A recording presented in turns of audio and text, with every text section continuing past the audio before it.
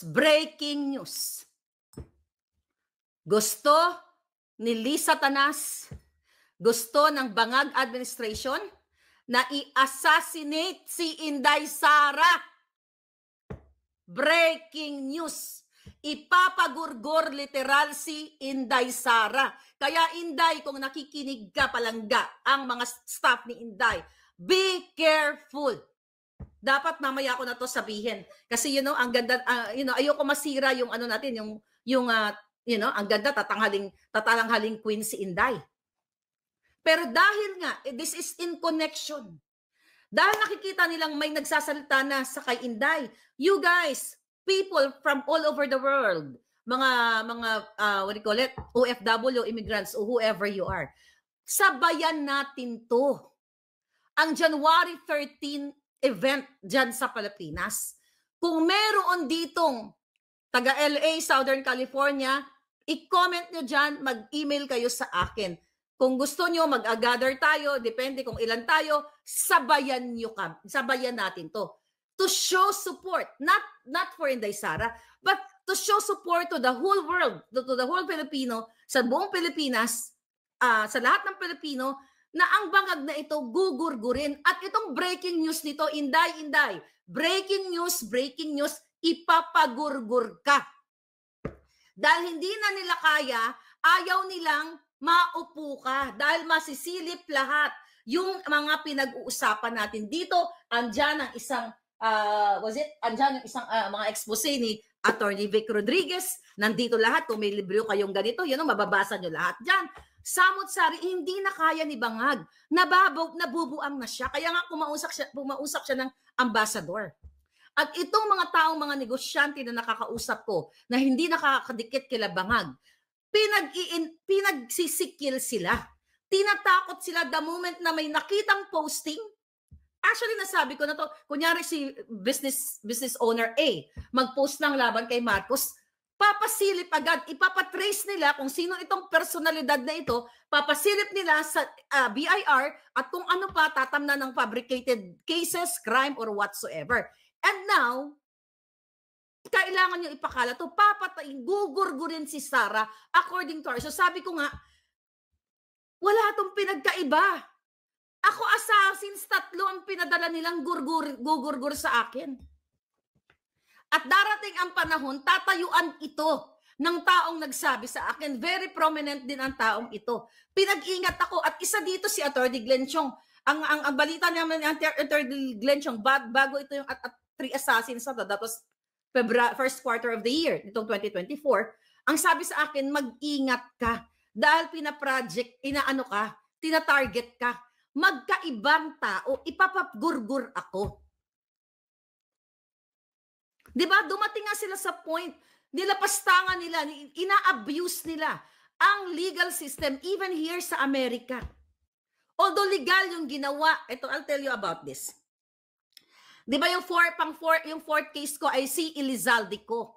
No less than the chairman of the General Appropriations in the Philippines, yung may hawak ng budget. Sabi ni Inday, 2 lang may hawak ng budget ng bayan, ang pera ng bayan si Tambalosos at si Zaldico. Nag-file yan ng case sa akin. So ngayon, dahil hindi nila ako mahunting, hinahunting nila yung bahay ko para i-serve yung summon. Dahil hindi nila ako mahunting, dahil mga pinuntahan nila, mga bogus na address o yung mga previous address ko, ganyan-ganyan. So nag-hire sila ng private investigator. Okay? So I talked to my lawyer. Sabi ko na gano'n, is that legal here in the state? Sabi niya, ginagawa namin yan para i-serve yung summon. Pero sabi ko sa kanya, bakit kailangan nila mag-hire ng private investigator? In the first place, alam ni Zaldico, dahil si Zaldico ay proxy ni Lisa yan. Proxy yung mga buwakan ng inang yan, na serve nila yung 1, 2, 3. Okay, yung 3 summon kay Robles, yung 2 designer, through my lawyer. What do you call it? Sa law firm ng aking lawyer. Pero bakit sila nag-hire ng private investigator, which is legal? Nakuha nila information ng car, pero mali yung iba and everything. Ngayon, ang sabi ko dun sa lawyer ko, do you think, sabi ko, ikaw ba as a lawyer, isi-share mo ba yung information na makukuha mo? Sabi niya, like sa isang tao, sa kliyente mo or doon sa kliyente mo. Sabi niya, legally, no. Sabi niya, hindi namin sinishare yan. Kumbaga, magkakaroon sila ng ano dyan, ma-implicate sila for whatever kaso, di ba? Kasi dinidisclose nila yung information ng kanilang kliyente. Pero ang sabi niya sa akin, pero pwede yan i-share ng lawyer kung gusto niya. Pero dapat hindi nila isi-share ang information mo kasi mapapahamak ka. Sabi ganun, alam nila na meron kang death threat at i-report mo na ngayon sa FBI, ganyan-ganyan, ganon-ganon. So ngayon, ang nakikita ko dito, nag-hire sila ng private investigator which is legal to serve the summon, pero mga palangga, kung gagamitin yung utak ko, may mga lawyers dito, available online yung mga kaso. Ang nakikita nila kung sino yung lawyer ko doon. I have 3 lawyers, 3 different law firms na nag-represent sa akin for those cases. O diba, social? Akala kasi ni Lisa Tanas, hindi ko kaya mag-hire ng lawyer. Yun ang akala niya. Kasi ang gusto nila doon, ma-default. Para panalo sila, default, walang pera si Marlica, which wala naman talaga akong pera. Yan ang katotohanan. Kaso lang, hindi nila na-anticipate kung ano ang pinaghandaan ko at ano ang kaya kong gawin. Alright? Then now, mga kababayan, bakit tutukin ng kwento? Kaya yung ginawa nila, gusto nilang malaman yung whereabouts kasi papatayin ako ng mga to. Kaya nung sinabi sa atin na breaking news, nagugurgurin si Inday. Pero pinag-iingat naman natin si Inday. Pero ito, according to our source, destined to gurgur sila ngayon.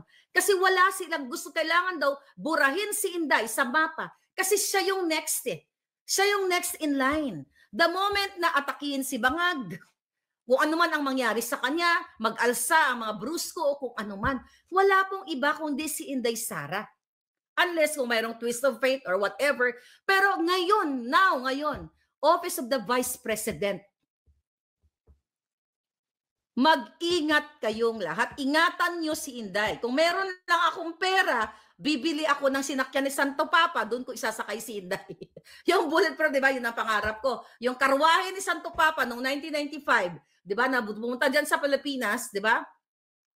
Anyway, ilalagay ko sa dyan, poprotektahan ninyo. Although, even last year, di ba, may mga pasaring na si Inday, gusto nila akong gurgurin, pero hindi sila nagtagumpay. Tinanggalan ng mga security details si Inday, di ba?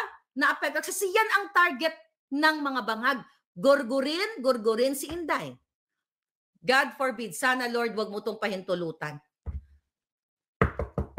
Ito for the heck of this, kung magurgur si Inday, imbestigahan. Gano'n na lang, for imbestigahan. Yung mga motherhood statement, di ba kami nalulungkot, burado na. Hindi na natin maibabalik yung buhay niya. It's the same thing pag namatay ako. Pag nagurgur nila ako, malulungkot lang kayo. Nagtagumpay sila, Marlica, I miss you, die, ganito, ganyan. Then, that's the end of my life. That's the end of my story. Pero hindi natin i-allow na gugurgurin tayo. Kaya nga, alam ko, ang ginagawa nila, na pag hinahunting nila ako, hindi, nahihirapan sila na huntingin ako dito sa Amerika. Pero kaya nila akong huntingin. Kasi may mga mercenary yan yung mga yan. Magaling, eksperto yan sila, bangag. Ipagurgurgur na, kaya lang sila nahirapan sa akin. Dahil last year, nireport ko nga sila sa FBI. Recorded na sila nandyan, nakalagay yun sa 4 na kaso ko. Na ako nakalagay doon, na si Lisa Tanas, ang Bangag Administration, dokumentado yan na ako ay kanilang ipapagurgur. Kaya nangingimi or nag-aalangan sila na pag nagurgur ako, sa Amerika may batas, may talaga, mapaparusahan talaga sila. Kasi nilabas ko Gaya nga nilalabas ko ngayon, breaking news ito, hindi na talaga ito biro-biro, gugurgurin ka, Inday Sara. Gugurgurin ka, Day, gugurgurin ka. Kayong mga supporter ni Inday, kayong totoong supporter ng ng kalayaan, ng injustice, ng hustisya rather, at ayaw yung pumayag sa mga injustice na ginagawa ng Bangag Jr., you have to speak up.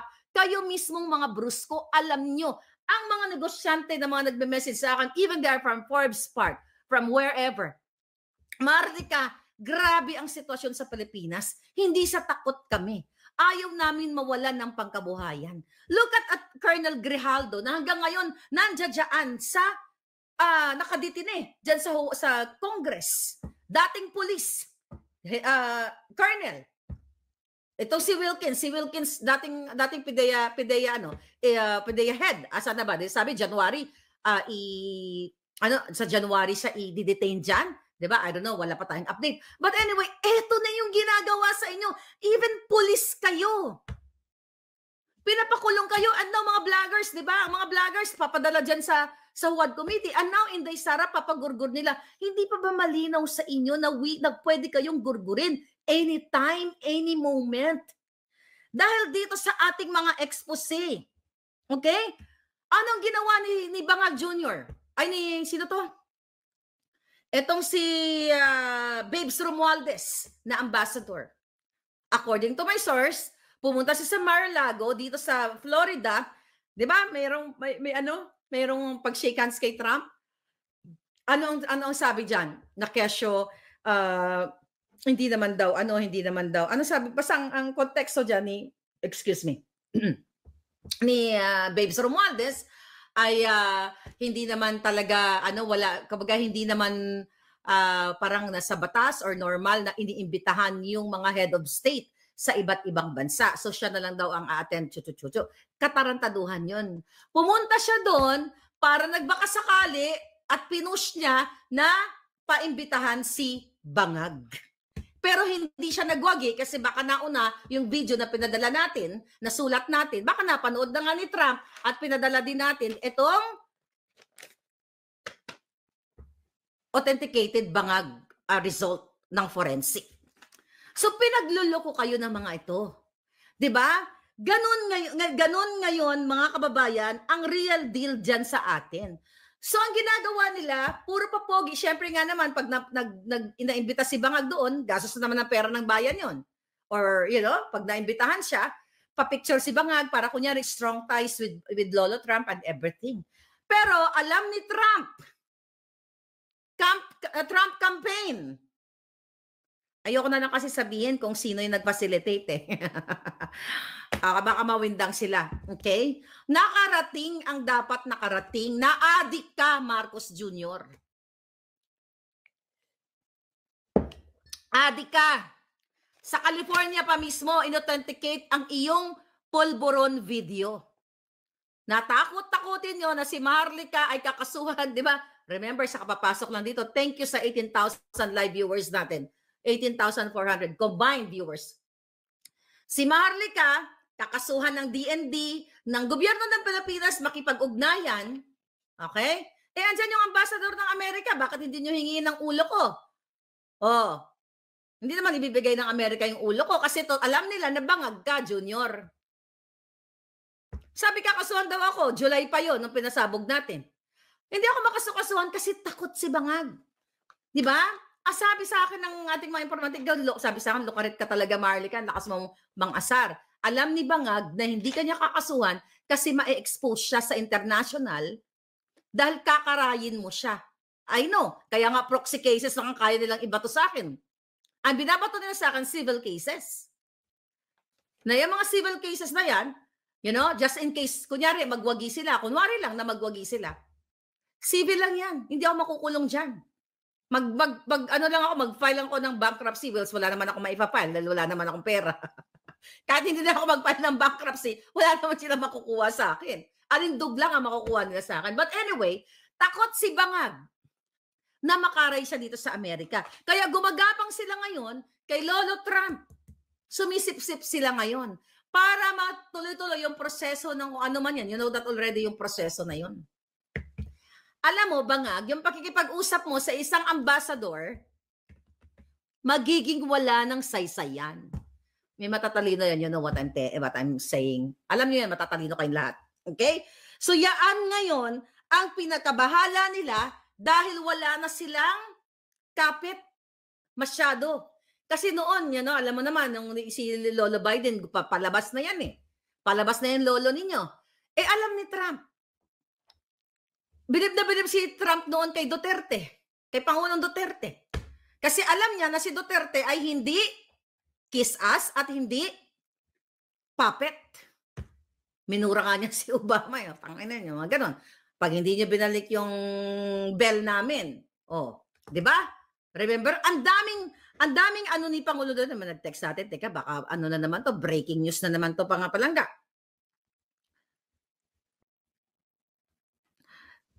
Okay, grabe oh. Yeah. Watching. Okay. Yes, palangga. Okay, so yeah, shout out sa inyo lahat dyan nakikinig daw. Okay, thank you, mga madam. Alright. Di ba? Kung ikukumpara mo si Bangag, yung, ano sabi ko, yung sa Leyte, ano yan? Balangiga? How do you pronounce it? Balangiga? Balangiga. Balangiga Bell. Okay? Isinuli sa atin after so many years. Di ba? Ilang years yun? Only si Duterte. Si Bangag, ano? Ano kay Bangag? O, dyan muna, yung mga Afghans, dyan muna sa inyo. Ako na ba, bigyan na lang namin kayo ng panggastos and everything, da. Puppet si Bangag.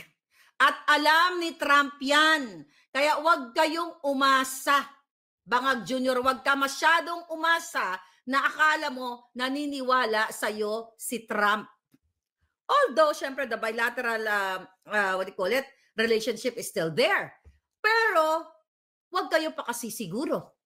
Dahil kung imbitado si Inday at si Pangulong Duterte, ilalabas ko mismo dito. Pero may mga lumabas kasi, wala pa kasing confirmation sa akin. Pag may confirmation, I will tell you. I cannot comment ng bonggang-bongga to confirm that, pero let's look forward. Okay? Normal lang ang PR para pabanguhin ng isang politiko. Pero sila rin ang nagpapakalat ng chismis, ng kwento na mayroong virus ngayon para matakot kayo na pumunta sa liwasan, sa EDSA o kung saan man ng pagtitipon. Black ops yan ng Bangag. Bakit hindi ipatawag yan? Pag hindi pinatawag yan ni Barbers at ng Huwad Committee kung sino ang punot dulo niyan na nagpakalat ng virus na yan, ng virus scare na yan, alam nyo na, sila ang may gawa niyan.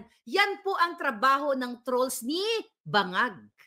Wala na naman natutuwa sa kanya kahit sa mga comment section. So nag-hire sila ng firm, PR firm, lahat naman ng politiko yata may mga ganong PR firm. Pero ito para mag-disseminate ng kasinungalingan para matakot kayo. Kasi I know dalawang ensimada na even before. 'Di ba? At alam ko rin si Kalbo, 'di ba? Ikaw Kalbo, balita ko. Nasakay ang baluslos sa ngayon eh. Balita ko, you know, gusto mong bumalik sa gusto mong bumalik kila Bukangkang. Oh, bakit kulang ba ang bayad sa iyo ni Romualdez? So lahat ng nagtatanggol ngayon kay Bangag, I may say 99.99999%. Lahat yan bayad ng pera ninyo. Kaya nga sila double timing kasi hindi nila kaya si Sara. Ang nagsusuporta kay Sara ay organic. Yan ang masasabi ko sa inyo. Organic ang sumusuporta kay Sara Duterte. Yan ang hindi kaya ni Bangag. Kaya ang kaya niyang gawin, dayain ang mga survey. Alam naman natin, ever since Mandurugas yan. At ang ultimate last resort nila to assassinate, to gurgur Inday Sara. Gugurgurin nila to. Kaya Inday, wag ka na nagpapaniwala dyan kay manggagamit, sabi nga, kay Amy Marcos. Ulitin ko, pag nakakita kayo ng vlogger na ipinagtatanggol si Amy Marcos, magkaroon kayo ng question mark sa ulo ninyo. Yung vlogger na kunyari Duterte, pero ipinagtatanggol si Inday Sara, okay, sige, sabihin ko na. Tangay na. Bahala na. Wala nang tiwala si Sara kay Amy Marcos. Sino nagsabi niyan sa akin? Si Inday. Joke lang. Chika lang. Wala, hindi mo nakakausap si Inday.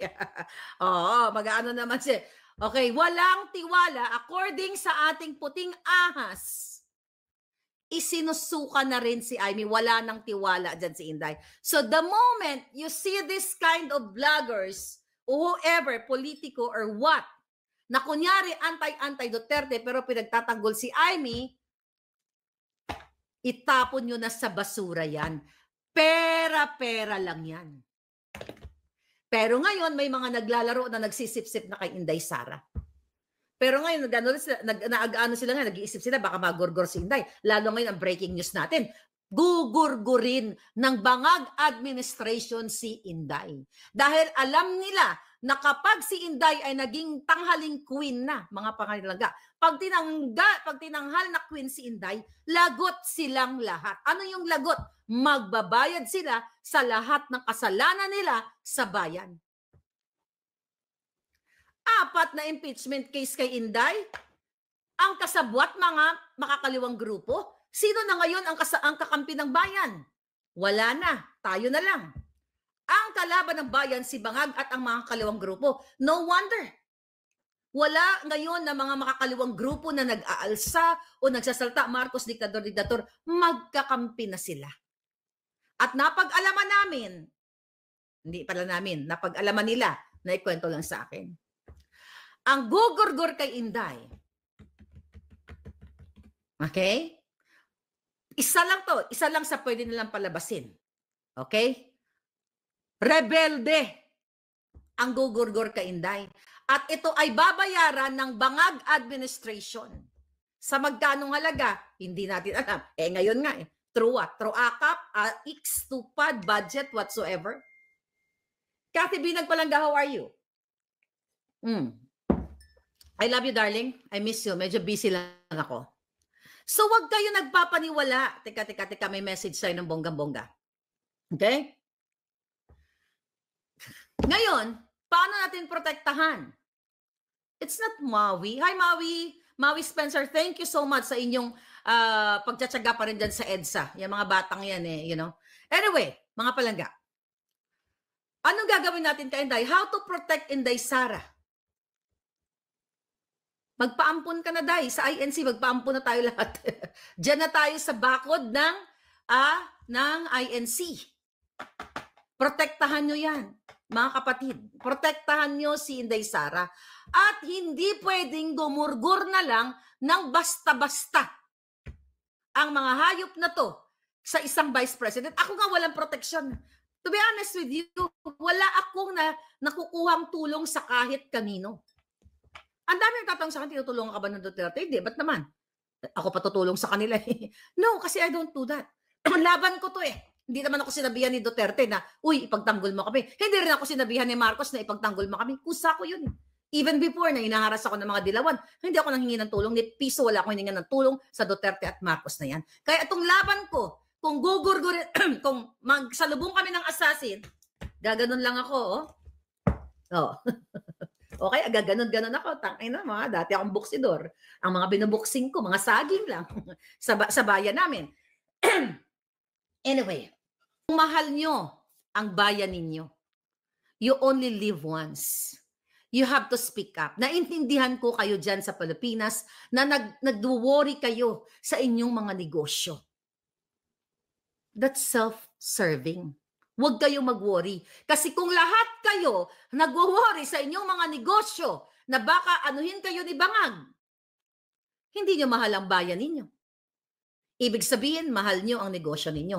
Pero kung lahat kayo ay magsalita dahil natatakot kayo sa pwedeng mangyari sa inyong mga future ng inyong mga anak, pag lahat kayo lumabas, mag-speak up, whatever, anong gawin nyo, tumambling kayo.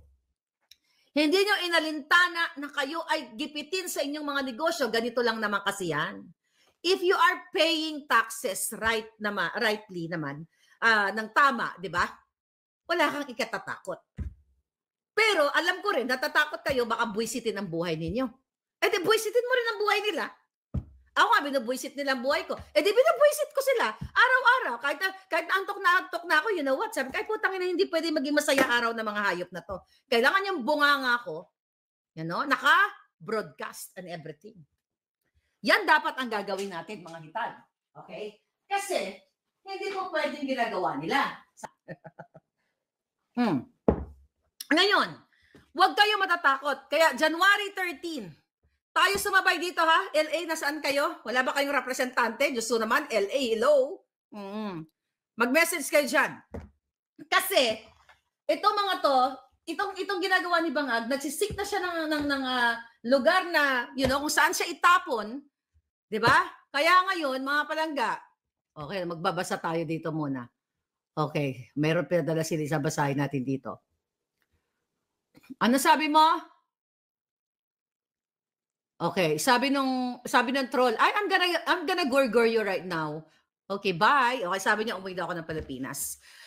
Kung hindi manggugurgur si Lisa Tanas, okay? Mga palangga, kung hindi magugurgur si Lisa Tanas, alright? Anong gagawin natin dito? Ay, uuwi ako dyan. Ano na yung mga bara natin? Wala na. Uuwi ako dyan. Hindi lang INC. Okay? Yung nag-comment na utusan ni Lisa, ang uuwi at isasalang ang kanyang katawan para pagpiestahan ng mga bangag ay bobo o bangag.